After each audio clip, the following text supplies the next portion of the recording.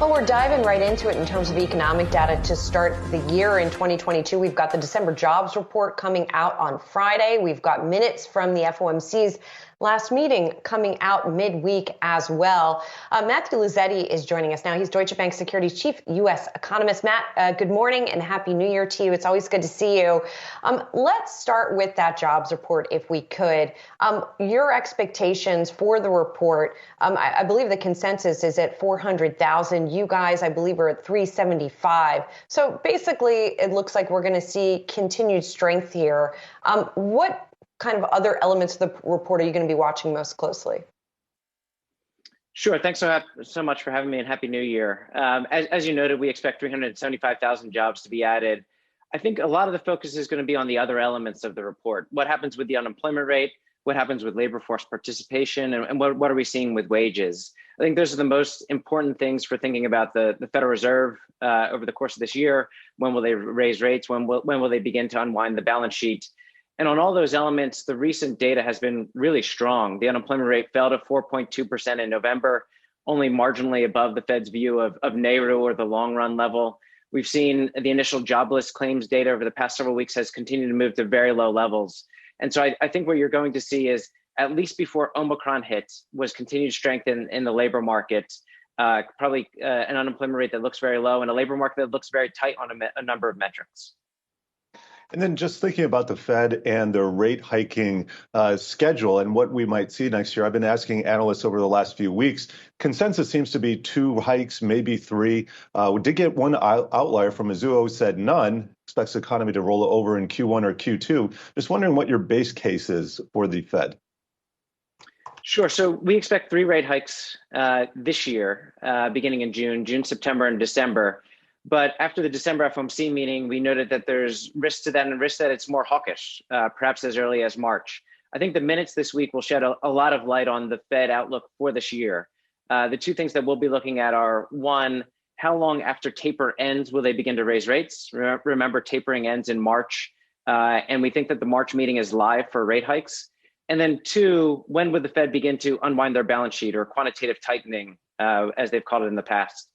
I think from that, we didn't get much guidance from Chair Powell at the December FOMC press conference. But what he did say is this time could be different. And I think what we read from that is the balance sheet could start unwinding earlier than it did last time, perhaps as early as later this year.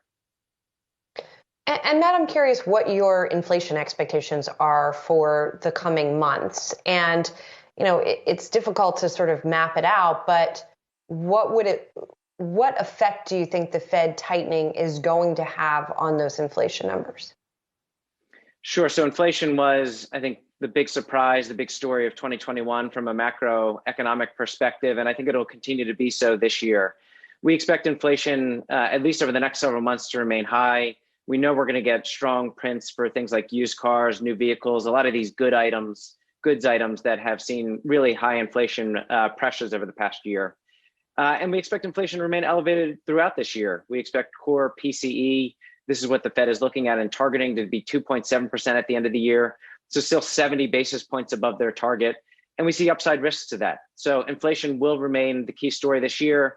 I think it's the key reason why the Fed will be raising rates multiple times, and why there's risk that the Fed is even more hawkish than our own expectations.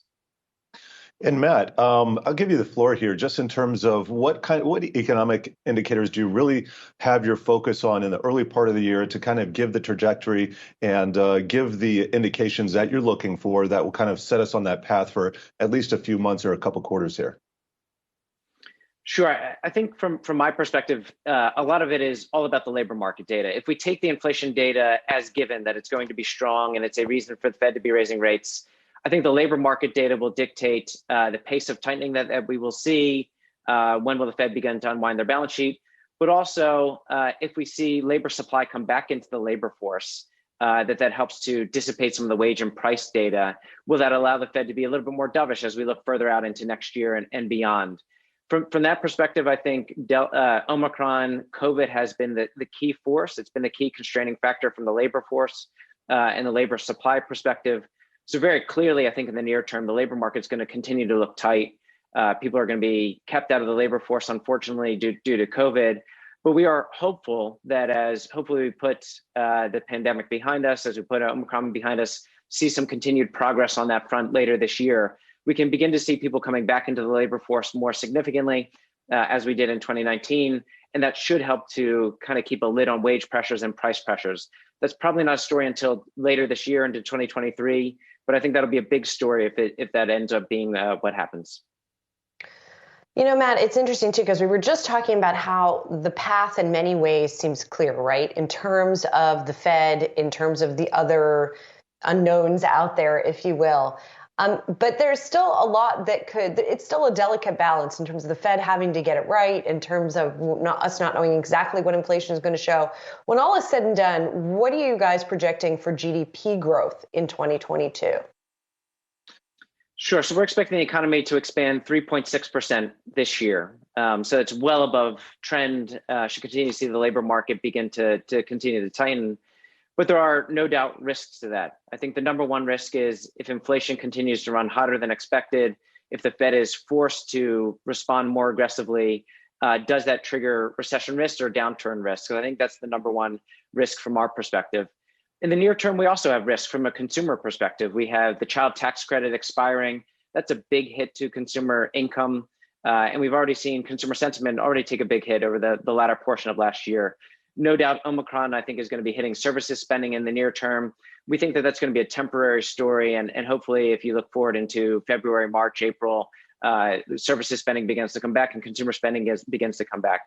But we should be cognizant, I think, that yes, we do have a strong consumer. Household balance sheets are strong. Debt to income is down. But it is one that is also weathering a number of shocks, price pressures, the pandemic, a hit to income due to the child tax credit. And so there is a lot of uncertainty, I think, about the economic trajectory from here. Our baseline is constructive, but there are no doubt some downside risks. Yeah, it's an important reminder about the child tax credit, and also a reminder not to get too complacent here as we start out the year. Matt Luzzetti, always good to catch up with you. Matt Luzzetti of Deutsche Bank, their chief U.S. economist.